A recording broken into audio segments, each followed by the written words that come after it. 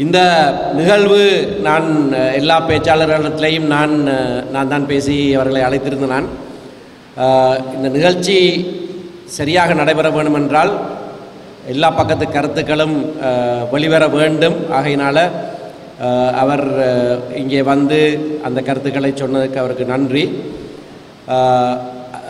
Professor Balasundaram பிள்ளை ஒருவரை குறிப்பிட்டு சொன்னார், திரு ரவிஹரன் என்று. நீங்கள் அவரை காணல, அவர் அங்கே இருக்கிறார். அவர் இருக்கிறார் அதில் பக்கத்தில். ஆகவே அப்படியானவர்கள் எங்களுடைய நிலங்களை பாதுகாப்பதற்காக முன்னணியிலே நிற்கிறவர்கள். இந்த இனி அடுத்தது என்ன என்பதை பற்றி தான் நான் சொல்ல விரும்புகிறேன். அடுத்தது என்னன்னு சொன்னால், என்னுடைய கருத்து, இந்த விடயம் சம்பந்தமாக மக்கள் மத்தியில் ஒரு கருத்துருவாக்கம் வர வேண்டும். இன்னும் நாட்கள் இருக்கிறது. அக்டோபரில் தான் ஜனாதிபதி தேர்தல். ஆனபடினால் மக்கள் விடயங்களை அறிந்து ஒரு நிலைப்பாட்டை அல்லது தங்களுடைய கருத்துக்களை அவர்களுடைய மனங்களிலே என்னென்ன இது சம்பந்தமான விடயம் என்னது, நாங்கள் ஒரு இறுதி நிலைக்கு வந்து விட்டோமா, திரு ஸ்ரீகாந்தா சொன்னதை போல இதை விட்டால் இனி சந்தர்ப்பம் இல்லை, நவோ நெவர் என்று சொன்னார், அப்படி வந்து விட்டோமா, அல்லது 70 வருட காலமாக இது தானே சொல்லி கொண்டிருக்கிறோம், அப்போ இந்த முறை சொன்ன பிறகு அடுத்தது என்ன நடக்க போகுது, அது ஒரு கேள்வி இருக்குது. இந்த முறையும் சொன்ன பிறகு அடுத்தது என்ன செய்ய போகிறோம், அது ப்ரொஃபஸர் சர்வேஸ்வரன் கேட்டார். அப்போ அது அடுத்த ஜனாதிபதி தேர்தலையும் ஒவ்வொரு 5 வருஷமும் ஒரு ஆள் நிப்பாட்ட போகிறோமாண்டு. ஆனால் அதை விட பிரதானமான கேள்வி, நாங்கள் பெறர் சொன்ன கேள்வி, இதில் தோற்று விட்டால் இல்லை, தோல்விதான் வாக்களிப்பு விதத்தில் வடிவாக தெரியுது. அப்போ நாங்களே எங்களுக்கு இந்த சொந்த காசில் சூனியம் வைக்கிறேன்னு சொல்லுவாங்க.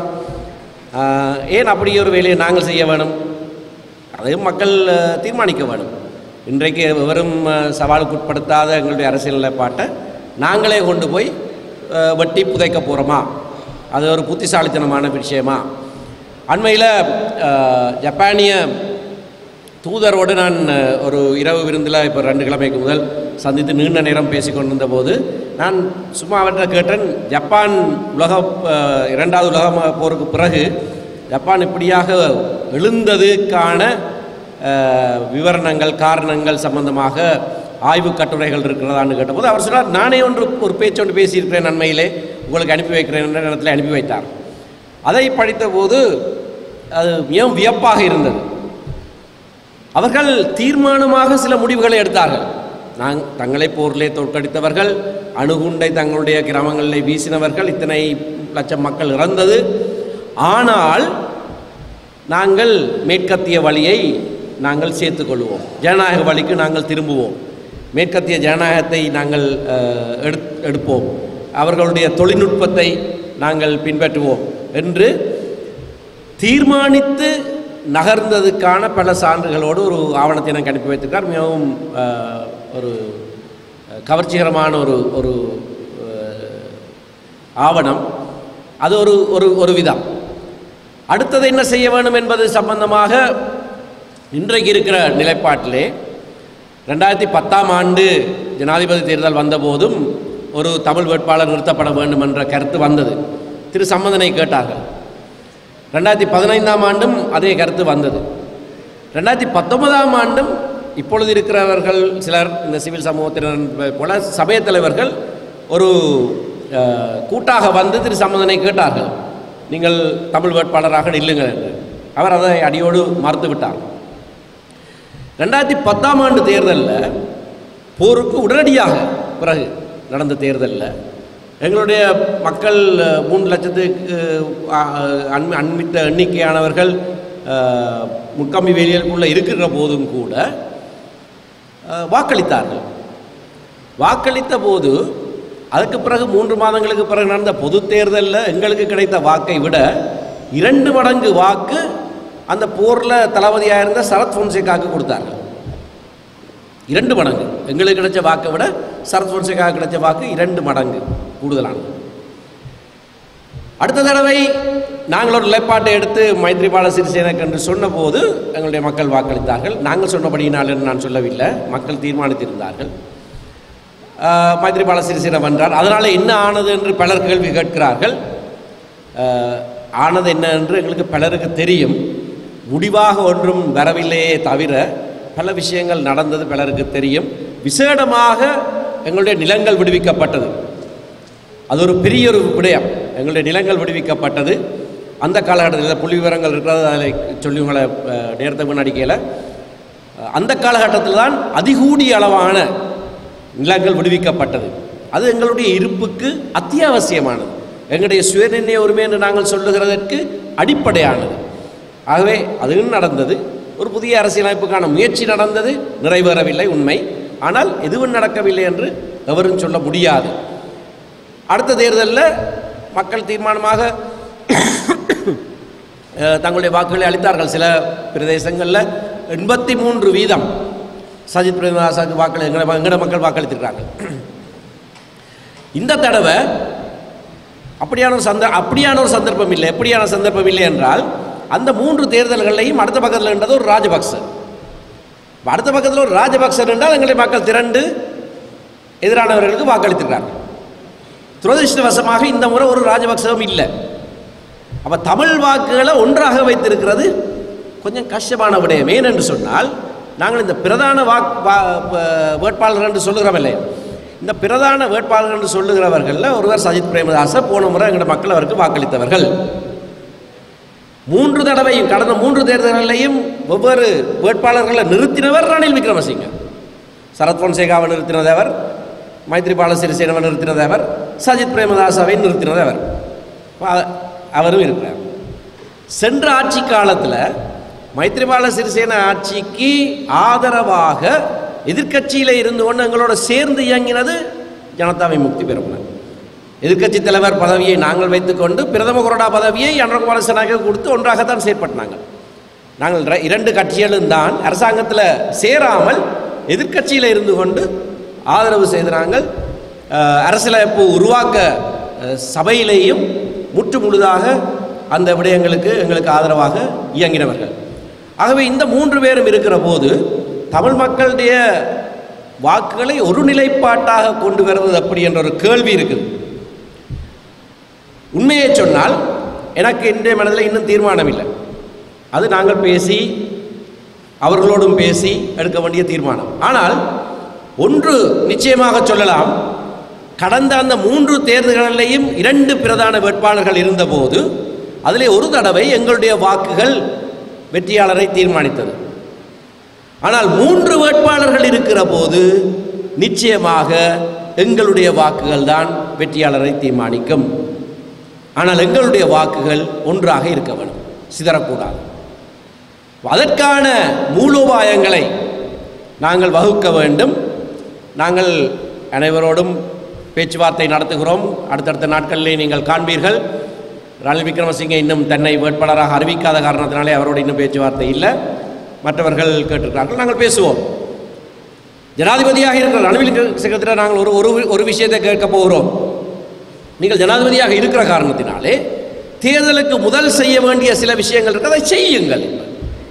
முதல் அதை செய்து காண்பீங்கள். பாராளுமன்றத்தில் சட்டம் நிறைவேற்றுவது ஒரு பக்கத்தில் இருக்கட்டும், நிறைவேற்ற அதிகாரத்தை கொண்டு செய்யக்கூடிய விஷயத்தை முதல்ல செய்து காட்டுங்கள். செய்து காட்டினால் நாங்கள் அதை பற்றி சிந்திக்கலாம். இப்படியாக சில நிலைப்பாடுகளை நாங்கள் எடுக்கலாம். மாகாண சபையை பற்றி சொல்லப்பட்டது. 2019ஆம் ஆண்டே மாகாண சபை தேர்தலை கொண்டு வருவதற்காக ஒரு தனிநபர் சட்ட மூலத்தை நான் கொண்டு வந்திருந்தேன். திரும்பவும் இந்த பாராளுமன்றத்திலேயும் அந்த தனிநபர் சட்ட மூலம் கொண்டு வரப்பட்டு இப்போ தேக்கத்தில் இருக்கிறது. அது ஒரு வரியிலே சொல்லப்பட்டது. அது உச்ச நீதிமன்றத்துக்கும் போய் உச்ச நீதிமன்றமும் தீர்ப்பளித்திருக்கிறது, சாதாரண பெரும்பான்மையோடு இதை நிறைவேற்றலாம் என்று. அதை எடுத்து நிறைவேற்ற சொல்லி கேட்போம். அவர் செய்யலாம். மற்றவர்களிடத்தில் அந்த வாக்குறுதிகளை கேட்போம். இந்த தடவை, இது என்னுடைய சொந்த கருத்து, இந்த தடவை மூவரையும் தெளிவாக சிங்கள மக்களுக்கு சொல்லப்பட வேண்டும். இதைத்தான் நாங்கள் தமிழ் மக்கள் விடயத்திலே செய்ய போகிறோம் என்பதை சிங்கள மக்களுக்கு நீங்கள் தெளிவாக சொல்ல வேண்டும் என்பதை நாங்கள் ஒரு நிபந்தனையாக கூட வைக்கலாம். ஏனென்றால் எங்களுடைய வாக்கு ஒன்றாக இருக்குமாக இருந்தால் அந்த வாக்குத்தான் வெற்றியாளரை தீர்மானிக்கும். 30, 35, 30 வீதத்தில் 3 பேரும் இருப்பார்களாக இருந்தால் எங்களுடைய வாக்கு தான் நிச்சயமாக தீர்மானிக்கும். ஆகையினாலே எங்களுடைய பேரம் பேசுகிற சக்தி மிக அதிகமாக இருக்கிற இந்த வேளையிலே அந்த ஒரு ஜனநாயக சூழலில், இப்போ ஆயுதம் இல்லாத சூழல், ஆயுதம் இருந்தால் அது வேறு விஷயம். ஐயா சொன்னதை போல் வேட்டு இல்லை ஓட்டு. எண்ணிக்கையில் குறைவாக வாக்கு இருக்கிற மக்கள் அவர்களுடைய வாக்குத்தான முடிவை தீர்மானிக்கும் என்று இருக்குமாக இருந்தால் அது எண்ணிக்கையில் குறைந்த வாக்காக அது கருதப்படாது. எங்களுடைய வாக்கு பலம் 80% கூட விஸ்வரூபம் எடுக்கும். ஏன்னால் நாங்கள் தான் தீர்மானிக்கிற சக்தியாக இருப்போம். அப்படியான சந்தர்ப்பங்கள் வர்றது அரிது. ஆகவே இது சமயோசிதமாக சிந்தித்து 3 வேட்பாளர்களையும் குறைந்தபட்சம் ஒரு தீர்வுக்காவது இணங்க பண்ணி, அப்படி செய்தால் தான் எதிர்கட்சியில் இருந்தாலும் அவர்களை எதிர்க்காமல் பண்ணலாம். அப்படியான மூலோபாயங்களை நாங்கள் வகுத்து அவர்களோடு ஹார்ட் பாகேன் சொல்ல மிகவும் கடினமான முறையில் பேச்சுவார்த்தை நடத்தி எங்களுடைய வாக்குகளை ஒன்றாக வைத்து நாங்கள் இந்த தேர்தலை சந்திப்பது நல்லது என்பது என்னுடைய சிந்தனை. வாக்குகளை பகிஷ்கரிப்பதும் ஒரு அதே செய்திக்காக, இவர்களாலே பிரயோசனம் இல்லை என்று சொல்லுகிற செய்திக்காக வேறொருவருக்கு வாக்களிப்பதும் எனக்கு வித்தியாசம் தெரியவில்லை. ஆகையினால் அப்படியாக பகிஷ்கரித்து பார்த்துறாங்க. 2005ஆம் ஆண்டு அதன் விளைவுகளையும் சந்தித்த நாங்கள். ஆனபடினால இந்த வாக்கை பிரயோஜனமான முறையில் நாங்கள் ஒரு ஜனநாயக சூழலில் மற்றவர்கள் 3ஆக பிரிந்திருக்கிற போது நாங்கள் தீர்மானிக்கிற சக்தியாக எங்களுடைய வாக்கை திரட்ட முடியும் என்றால் அது எங்களுக்கு மிகவும் பலமானதாக இருக்கும். அதை நாங்கள் செய்வது நல்லது என்ற என்னுடைய கருத்தையும் இறுதியாக சொல்லி, இந்த கருத்துக்கள் பல இடங்களிலே நடத்தப்பட வேண்டும். மருத்துவர் சத்தியலிங்கம் வவுனியாவிலே ஒன்று நடத்த வேண்டும் என்று கேட்டிருந்தார். மன்னாரில் இருந்து ஒரு கேள்வி வந்திருக்கிறது, கிழக்கிலேயும் கேட்கிறார்கள். நாங்கள் பேசுவது நல்லது. நாங்கள் பகிரங்கமாக இந்த விடயங்களை மக்களோடு சேர்ந்து பேசுவது மிகவும் ஆரோக்கியமானது. இந்த கூட்டத்தை, இப்படியான ஒரு கூட்டத்தை அல்ல, இப்படி பல கூட்டங்களை நடத்த வேண்டும் என்று நினைத்து இன்றைய காலகட்டத்திலே ஒரு பொது வேட்பாளரை நிறுத்த வேண்டும் என்று சொல்லுகிற தரப்பினர் என்னோடு வந்து உரையாடிய போது நான் அவர்களுக்கு இன்றைய தினம் இப்படியாக ஒரு கூட்டம் ஒழுங்கு செய்திருக்கிறேன் என்று அவர்களையும் அதிலே பங்கு கொள்ளுமாறு அழைத்திருந்தேன். நல்ல விடயம், நிச்சயமாக பொது வழியிலே பேசப்பட வேண்டிய விடயம். நாங்கள் கலந்து கொள்வோம் என்று எனக்கு வாக்குறுதி அளித்தார்கள். பிறகு அவர்களிடத்திலே பேச்சாளர்களாக அழைத்த போது ஒருவர் சொன்னார், அது ஞாயிற்றுக்கிழமை, அந்த நேரம் எனக்கு பொருந்துமோ தெரியாது என்று சொன்னார். அப்படியானால் சனிக்கிழமை உங்களுக்கு வசதியா? சனிக்கிழமை காலை அல்லது மாலை அல்லது ஞாயிற்றுக்கிழமை காலை உங்களுக்கு வசதியான நேரத்தை சொல்லுங்கள் என்று அவருக்கு சொன்னபோது, நான் ஒரு குழுவை சார்ந்தவன், அந்த குழு ஒரு தீர்மானம் எடுத்திருக்கிறது உங்களுடைய மேடைக்கு போகக்கூடாது என்று, ஆகையினாலே நான் வர முடியாது என்று சொல்லியிருக்கிறார். அந்த குறுஞ்செய்தி என்னுடைய தொலைபேசியில் இப்போவும் இருக்குது. சரி, அந்த கூட்டத்தில் நிறைய பேர், 7-8 பேர் இருந்தவர்கள், எல்லாருமே நல்ல விடயம் என்று சொன்னவர்கள். ஆகவே இன்னொரு இடத்துல கேட்டேன். அவர் சொன்னார், இப்படி ஒரு தீர்மானம் எடுக்கப்பட்டிருக்கிறது, ஆனால் உங்களுடைய முயற்சி நல்ல முயற்சி, நான் திரும்ப ஒருக்கா அவர்களிடத்துல கேட்டு போட்டு சொல்கிறேன்னு சொன்னார். கேட்டு போட்டு 2 நாளைக்கு பிறகு சொன்னார், இல்லை, என்னால் வர முடியவில்லை, மன்னித்துக் கொள்ளுங்கள் என்று சொன்னார். அந்த கூட்டத்திலே பங்கு பெற்றாமல் இருந்த இன்னும் 2 பேரை கேட்டிருந்தேன். ஒருவர் 10 எழுத்தாளர், பிரபலமாக எல்லாம் இதை பற்றி எழுதுகிறவர். அவர் சொன்னார், அண்ணன், இது நல்ல விஷயம் நீங்கள் செய்கிறது, ஆனால் நானும் அந்த குழுவை சேர்ந்தவன், ஆனபடியால் என்னால் வர முடியாது என்றார். சரி, அந்த குழுவை சேராத ஒரு அரசியல் கட்சி தலைவரிடத்திலே கேட்டிருந்தேன். இந்த கூட்டம் முதல்ல 26ஆம் தேதி நடக்க இருந்தது. அந்த 26ஆம் தேதி ஒழுங்கு செய்யப்பட்ட போது அவர் வருவதாக இருந்தார், உறுதி செய்திருந்தார். அதை 9ஆம் தேதிக்கு மாற்றிய போதும் வருவேன் என்று சொல்லியிருந்தார். நேரத்தை அவருக்கு அறிவித்த போது எனக்கு குறுஞ்செய்தி அனுப்பினார். எங்களுடைய அரசியல் குழு, கட்சி அரசியல் குழு நாளை காலை கூடுகிறது, அதுக்கு பிறகு உங்களுக்கு சொல்லுகிறேன் என்றார். அதுக்கு 2 நாளைக்கு பிறகு சொன்னார், மன்னித்துக் கொள்ளுங்கள், என்னால் வர முடியாது என்றார். இது நான் ஒருவருடைய பெயரையும் சொல்லவில்லை, நாகரிகம் கருதி. ஆனால் என்ன நடக்கிறது என்பது மக்களுக்கு தெரிய வேண்டும். ஒளித்தோடுவதற்கு என்ன காரணம் என்று எனக்கு தெரியவில்லை. கருத்துக்கள் இருந்தால் கருத்துக்களை மக்கள் முன் வைப்பதுதான் ஜனநாயகம். கருத்துக்களை கருத்துக்களால் மோத வேண்டும். கருத்து சொல்லுவதற்கு சுதந்திரம் இல்லை என்று சொன்னால் அது பாசிசவாதம்.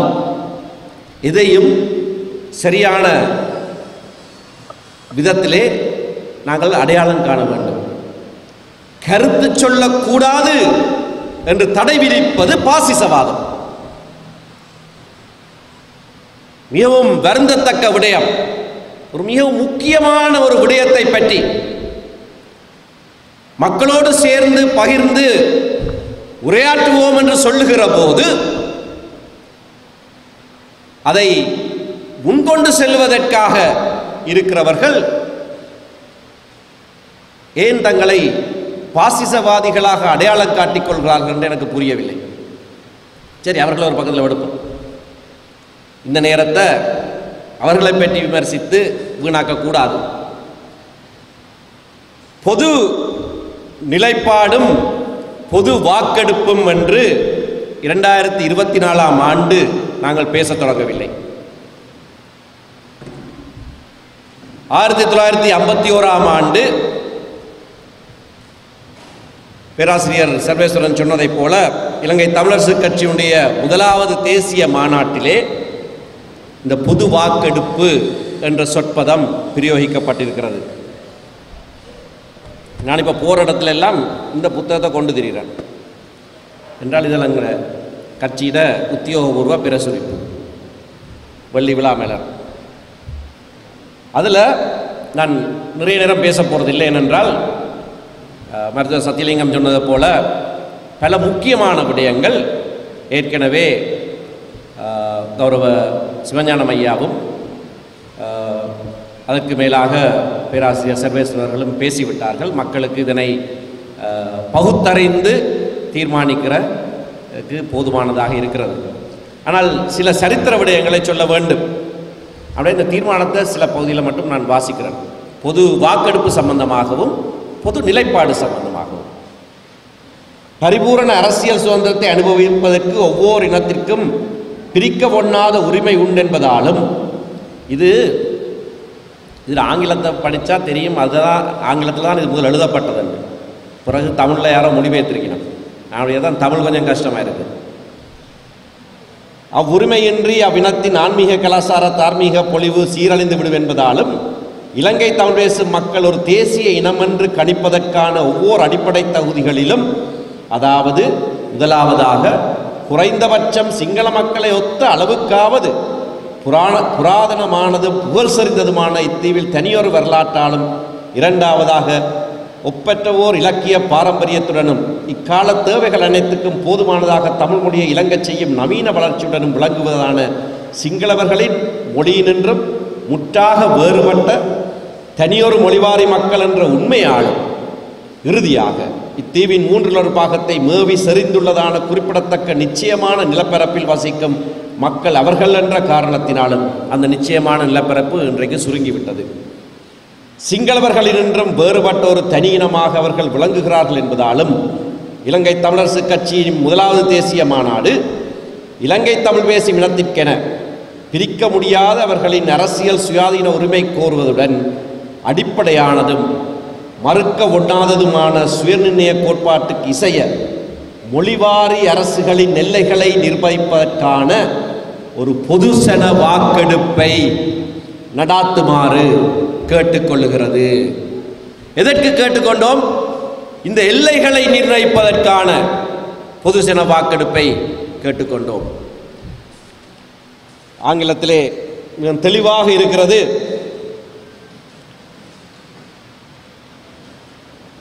அது வாசிக்கல, நேரமெடுக்கும். ஆகவே நாங்கள் தனியான ஒரு இனம், எங்களுடைய மொழி புராதனம், பாரம்பரியம், கலாச்சார பாரம்பரியம், நாங்கள் தனியான இடத்திலே வாழுகிறோம், எங்களுக்கென்று ஒரு ஆட்புலம் இருக்கிறது. இவையெல்லாவற்றையும் சொல்லி 51ஆம் ஆண்டு ஏப்ரல் மாதத்திலே ஒரு தீர்மானம் நிறைவேற்றப்பட்டது. அடுத்த வருடம் நடந்த பொது தேர்தலிலே இலங்கை தமிழரசு கட்சிக்கு வெற்றி கிடைக்கவில்லை. வடக்கிலே ஒருவரும் கிழக்கிலே ஒருவரும் தான் வென்றார்கள். ஆனால் 56ஆம் ஆண்டிலே இருந்து இந்த கோட்பாட்டுக்கு இன்று வரைக்கும் தொடர்ச்சியாக நடைபெறுகிற அனைத்து தேர்தல்களிலும் மக்கள் வாக்களித்திருக்கிறார்கள். இதற்கு கூடுதலான கோரிக்கைக்காகத்தான் ஒரு தடவை வாக்களித்தார்களே தவிர சமஷ்டி கோரிக்கைக்கு குறைவாக எந்த தருணத்திலேயும் வடகிழக்கு தமிழ் மக்கள் வாக்களிக்கவில்லை. சமஷ்டி கோரிக்கைக்கு குறைவான எந்த தீர்மானத்துக்கும் தமிழ் மக்கள் இசையவில்லை. ஆனபடியினால்தான் பேராசிரியர் சொன்னதைப் போல சர்வதேச கட்டுரைகள் ஏராளம், இலங்கையை உதாரணமாக சொல்லி பேசுகிற இந்த விடயத்தை பற்றி எழுதப்படுகிற கட்டுரைகள் எல்லாவற்றிலேயும் இலங்கை ஒரு உதாரணமாக பேசப்படுகிறது, சொல்லப்பட்டிருக்கிறது. அதிலே ஒன்றிலே கூட இலங்கை வாழ் தமிழ் மக்கள் ஒரு தேசிய இனம், அவர்களுக்கு சுயநிர்ணய உரிமை உண்டு, அந்த சுயநிர்ணய உரிமையின் அடிப்படையிலே சமஷ்டி ஆட்சி முறைக்கு அவர்கள் உரித்தானவர்கள் என்ற நிலைப்பாட்டுக்கு மாறாக சர்வதேசத்திலே எந்த கருத்தும் இதுவரைக்கும் வைக்கப்படவில்லை. இது உறுதியாக இருக்கிற ஒரு நிலைப்பாடு. சர்வதேசத்தில் மட்டுமல்ல, இலங்கையிலேயும் இன்று வரைக்கும் எந்த அரசாங்கமாக இருக்கட்டும், எந்த எதிர்க்கட்சியாக இருக்கட்டும், ஒரு சமஷ்டி தீர்வுக்கென்று தமிழ் மக்கள் ஆணை கொடுத்திருக்கிறார்கள், திரும்ப திரும்ப கொடுத்திருக்கிறார்கள் என்பதை எவருமே சவாலுக்குட்படுத்துவதில்லை. எவரும் சவாலுக்குட்படுத்துவதில்லை. தீர்மானமான ஒரு நிலைப்பாடு,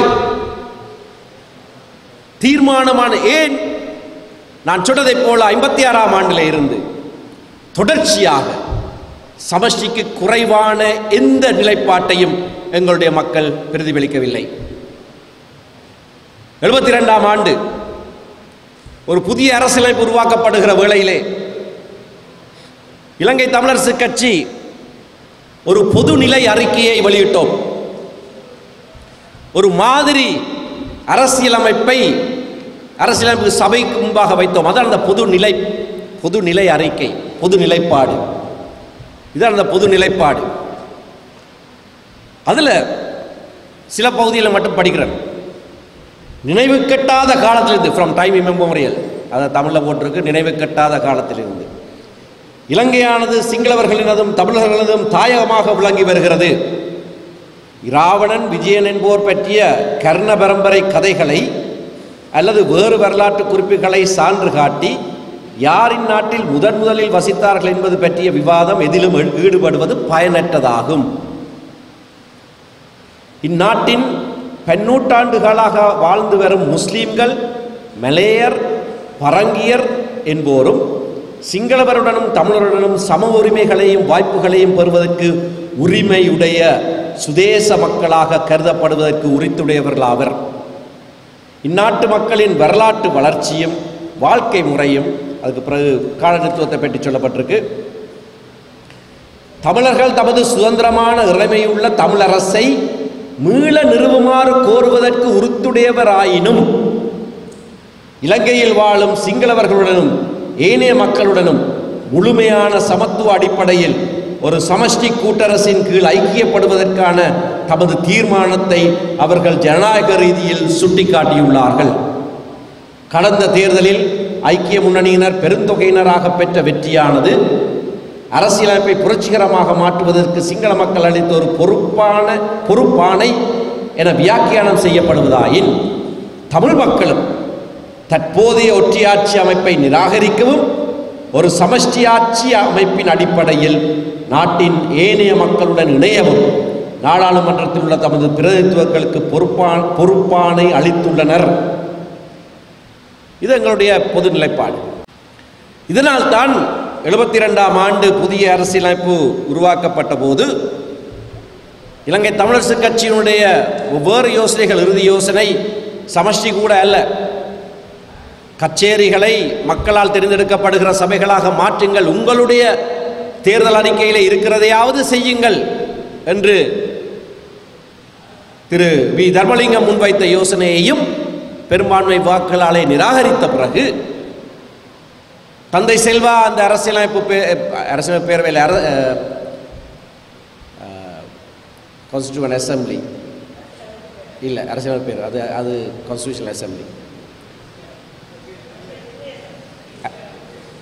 அரசியல் நிர்ணய சபை. தேங்க்யூ. அரசியல் நிர்ணய சபையிலே எழுந்து சொன்னார், நியாயமான எங்களுடைய கோரிக்கைகள் அனைத்தும் பெரும்பான்மை வாக்குகளாலே நிராகரிக்கப்பட்ட நிலையிலே இனி இங்கு வருவதிலே பிரயோசனம் இல்லை. நான் இன்று வெளிநடப்பு செய்து இதனை ஒரு நாடகமாக மாற்ற விரும்பவில்லை. நாளையிலிருந்து நாங்கள் வரமாட்டோம் என்று அடுத்த நாளிலிருந்து அவர்கள் பங்கு பெறவில்லை. அதைத் தொடர்ந்து அவர் தன்னுடைய ஆசனத்தை ராஜினாமா செய்ததும் 2.5 வருடங்களுக்கு பிறகு 75ஆம் ஆண்டு காங்கிரஸ் என்ற இடைத்தேர்தலிலே அமோக வெற்றி ஈட்டியதும் இந்த அடையாளங்கள், அதாவது ஒரு சமஷ்டிக்கான ஆணை எங்களுடைய மக்கள் 70ஆம் ஆண்டு தேர்தலிலே எங்களுடைய மக்கள், தமிழ் மக்கள் கொடுத்திருந்த போதும் புதிதாக உருவாக்கப்பட்ட அரசியல் அமைப்பிலே அதற்கு இடம் கொடாமல் ஒரு பேரினவாத நிகழ்வாக சிங்கள மக்களுடைய ஆணையை மட்டும் நிறைவேற்றினார்கள் என்பதை வெளிக்கொண்டு வருவதற்காக ஒரு அடையாளமாக அந்த இடைத்தேர்தலிலே வெற்றி பெற்றார். அதைத் தொடர்ந்து 77ஆம் ஆண்டு ஜூலை மாத பொது தேர்தலிலே தனிநாடு கோரிக்கையை முன்வைத்து அன்றிருந்த தேர்தல் முறை காரணமாக எங்களுக்கு மக்கள் ஆணை கிடைத்தது என்று சொல்லக்கூடியதாகவும் இருந்தது. தமிழ் மக்கள் பெரும்பான்மையாக வாழுகிற அனைத்து தேர்தல் தொகுதிகளிலேயும் வடகிழக்கிலே ஒரு தொகுதி தவிர, கல்குடா தொகுதி தவிர மற்ற எல்லா தொகுதிகளிலும் வென்றோம் என்பதனால் நாங்கள் அந்த ஆணை எங்களுக்கு கொடுக்கப்பட்டது என்று சொன்னோம். அப்பொழுதும் அது சவாலுக்கு உட்படுத்தப்பட்டது. வாக்குகளின் அடிப்படையிலே உங்களுக்கு அது கிடைக்கவில்லை என்று அதிபர் ஜே.ஆர். ஜெயவர்தன தலைவர் அமிர்தலிங்கத்துக்கு கடிதம் ஒன்றை எழுதினார். அமிர்தலிங்கம் அதுக்கு பதிலளிக்கிற போது புத்தளத்திலே கிடைத்த வாக்குகளையும் சேர்த்து காண்பித்து 50க்கு மேலே சொற்பமாக காண்பித்தார். நான் என்ன சொல்ல வருகிறேன் என்றால், 50 எட்டுவதற்கு எல்லா கட்சிகளும் ஒன்றிணைந்து வாக்களித்த போதும் அங்கேதான் தத்தளித்துக் கொண்டிருந்தது. நாங்கள் ஒரு மக்களாக எங்களுடைய மக்கள் ஆணை 70 வருடங்களுக்கு மேலாக தொடர்ச்சியாக ஒரு சமஷ்டி அடிப்படையிலான அதிகார பகிர்வுக்கானது என்பதை இனியும் நிறுவ தேவையில்லை. அது நிறுவியாயிற்று, திரும்ப திரும்ப நிறுவியாயிற்று. விஷப்பரீட்சை என்று நான் அடிக்கடி சொல்லுகிறேன். அதை முதலிலே எனக்கு முன்பதாகவே அதை ஊடகங்களுக்கு சொன்னவர் கௌரவ சி.வி.கே. சிவஞானம் ஐயா அவர்கள். ஒரு விஷப்பரீட்சையிலே நாங்கள் ஈடுபட்டு அசைக்க ஒண்ணாத இந்த மக்கள் ஆணையை இல்லை என்று நிறுவுவதற்கு நாங்கள் முயற்சி செய்கிறோமா? அப்படி ஒரு ஆணை இல்லை என்பதை காண்பிப்பதற்கு துடியாய் துடிக்கிறோமா? அரசியல் தலைவர்களாக, தமிழ் மக்களுடைய அரசியல் தலைவர்களாக அந்த விஷப்பரீட்சைக்கு நாங்கள் செல்லவே கூடாது என்பது என்னுடைய ஆணித்தரமான கருத்து. ஏனென்றால் அதற்கான காரணங்கள் பல சொல்லப்பட்டிருக்கின்றன. இது ஒரு பொது வாக்கெடுப்பு அல்ல. இது சமஷ்டிக்கான வாக்கெடுப்பு அல்ல, இது வேறொரு விடயம். தேர்தலிலே வாக்களிக்க போகிறவர் இந்த நாட்டின் ஜனாதிபதியாக யார் வர வேண்டும் என்று பலருக்கு பல கருத்துக்கள் இருக்கும். அவர் அந்த கருத்துக்கு தான் வாக்களித்து விட்டு வருவார். இன்னொரு செய்தியை சொல்லுவதற்காக அவர் வாக்களிக்க போவதில்லை. ஆகவே தேவையில்லாத, அதுவும் உதவாத ஒரு விஷப்பரீட்சை என்றாலும் பரவாயில்லை. இல்லை, இது எங்களுடைய இருப்பையே இல்லாமல் செய்ய போகிற ஒரு விஷப்பரீட்சை கூட இல்லை, இல்லாமல் செய்ய போகிற ஒரு நிகழ்வு. இதற்கு நாங்கள் இணங்கினால் இதுகால வரைக்கும் நாங்கள் எங்களுடைய உயிர் மூச்சென்று சொல்லுகிற எங்களுடைய இறைமை, எங்களுக்கான சுயநிர்ணய உரிமை அனைத்தையும் இல்லை என்று நாங்களே சொல்லுகிறதான ஒரு செயற்பாடாகத்தான் இது இருக்கும். அரசியல் தலைவர்கள், அரசியல் கட்சிகள் முன்னெடுக்க வேண்டிய விடயம், சிவில் சமூகத்துக்கு பொறுப்பு இருக்கிறது. அவர்கள் ஆலோசனை சொல்லலாம், அவர்களுடைய ஆலோசனை வரவேற்கத்தக்கது. ஆனால் இது ஒரு அரசியல் நிகழ்ச்சி. தேர்தல் என்பது ஒரு அரசியல் நிகழ்ச்சி, முற்று முழுதான அரசியல் நிகழ்ச்சி. அந்த அரசியலிலே மக்களை வழிநடத்துவதற்கு மக்கள் சிவில் சமூகத்தினரை தெரிவு செய்து அனுப்பவில்லை, எங்களை தான் தெரிவு செய்திருக்கிறார்கள். மக்களாணை எங்களுக்கு தான் இருக்கிறது. அந்த தீர்மானங்களை எடுக்க வேண்டிய பொறுப்பு எங்களுடைய கையிலே தான் இருக்கிறது. வேறு எவருக்கும் நாங்கள் அதை விட்டுவிட முடியாது. விட்டுவிட்டால் எங்களுடைய பொறுப்பை நாங்கள் உதாசீனம் செய்தவர்களாவோம்.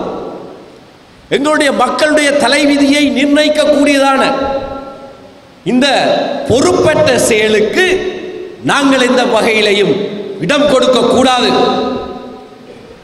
அதையும் மீறி சுவரிலே எழுதப்பட்டிருக்கிறது என்ன மாதிரியான தீர்மானம் வரப்போகிறது என்று. நான் புள்ளி விவரங்களை எல்லாம் காண்பிக்க விரும்பவில்லை. அனைத்து தமிழ் தேசிய நிலைப்பாடுள்ள மக்கள் வாக்களித்தாலும் 20% தொடாது. வேண்டுமென்றால் வேறு இடத்தில் நான் காண்பிக்கிறேன் புள்ளி விவரத்தோடு.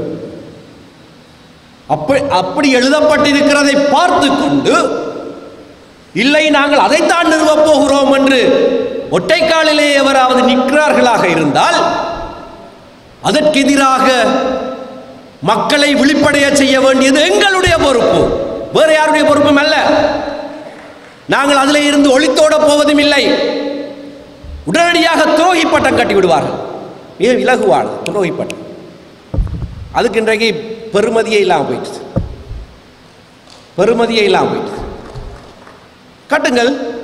ஆனால் இதைத்தான் செய்தாலும் எங்களுடைய மக்களுடைய அடிப்படை அந்த இறைமையிலே இருந்து உருவாகிற அந்த உரித்தை விட்டுக் கொடுப்பதற்கு, இப்படியாக விலை பேசி விடுவதற்கு நாங்கள் இணங்க போவதில்லை, இறுதி வரை இணங்க போவதில்லை. சரி, ஒரு தமிழ் பொது வேட்பாளர் என்று ஒருவரை அடையாளப்படுத்தி நிறுத்தினாலும் கூட நான் சொல்லுகிறேன், அதற்கு எதிராக பிரச்சாரம் செய்ய வேண்டும். நாங்கள் அதற்கு எதிராக பிரச்சாரம் செய்ய வேண்டும். ஏன் என்று கேட்கிறார் என்றால், அப்பொழுதுதான் அவர் படுதோல்வி அடைகிற போது இது எங்களுடைய அரசியல் நிலைப்பாடு அல்ல, இது யாரோ செய்து கோமாளி கூத்து என்று நாங்கள் சொல்லக்கூடியதாக இருக்க வேண்டும். இது பிரதானமான தமிழ் கட்சியை சார்ந்தவன் என்ற வகையிலே நான் சொல்லுகிறேன், என்னுடைய கட்சியினருக்கும் சொல்லுகிறேன். இதற்கு எதிராக தீர்மானமாக மக்கள் மத்தியிலே பிரச்சாரம் செய்ய வேண்டிய பாரிய பொறுப்பு எங்களிடத்தில் இருக்கிறது. என்னையும் துரோகி என்று சொல்லிவிடுவான் என்று ஒழுத்தோட வேண்டாம், தயவு செய்து அதை செய்ய வேண்டாம். மக்கள் நலனுக்காக, எங்களுடைய இருப்புக்காக காலாகாலமாக இலங்கை தமிழரசுக்கு, நாங்கள் தமிழரசு கட்சிக்காரன் சொல்றேன், அடிப்படையிலே இதை எடுத்து எம்பின கட்சி என்ற காரணத்துக்காக, இந்த நிலைப்பாட்டிலே உறுதியாக இருக்கிறவர் என்ற காரணத்தினாலே இதை இல்லாமல் செய்கிற எந்த செயற்பாட்டுக்கும் எதிராக நாங்கள் முழு மூச்சோடு இயங்க வேண்டும் என்று சொல்லி என்னுடைய பேச்சை முடித்துக் கொள்கிறேன். நன்றி, வணக்கம்.